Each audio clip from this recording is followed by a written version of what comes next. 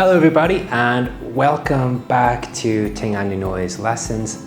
As you may know, my name is Malaki. In this series, we're going to be covering the most common mistakes that we hear from our Vietnamese students. In this lesson, we will talk about a very common mistake, which is the pronunciation of ed in the past. There are three different sounds that we use to pronounce ed in the past tense. These are id, d, and t. Id, d, t. Okay, so first let's look at our id sound. This is the least common sound that we use to pronounce ed sounds, but it's also very easy to remember. We use this sound after a T and after a D. For example, wanted or needed. One more time, wanted, needed. Let's take a look at our T sound. We use our T sound after voiceless sounds. These are sounds that involve air, but you cannot feel a vibration in your throat. If you want to know more about voiceless and voiced sounds, we will have a video coming up about that soon. Let's look at some examples of sounds which after we will use T. Number one, we have P, or our P sound.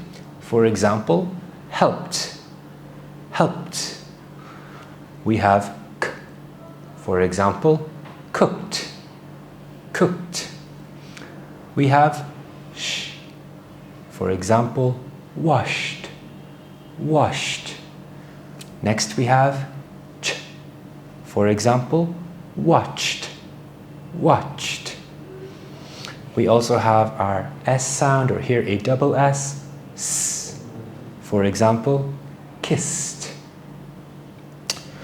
Next up we have our F sound, and as you know, GH often sounds like F.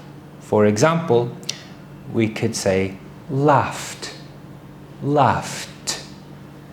And finally, we use this after our X sound. For example, fixed. One more time.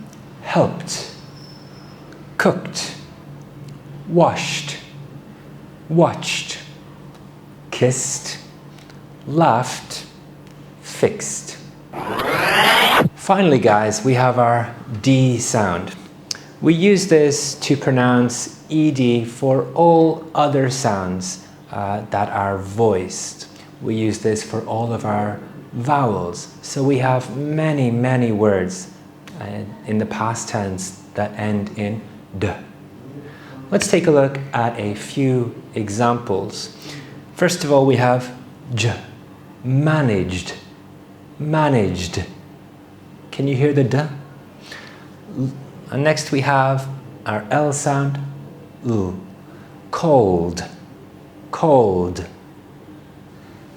Next up, we have our v sound, loved, loved.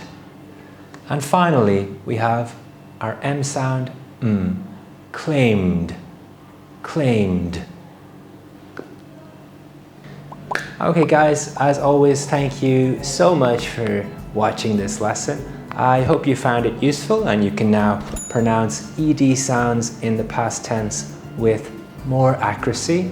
If you have any questions, please put them in the comments and we will be happy to answer. Thank you so much. See you next time.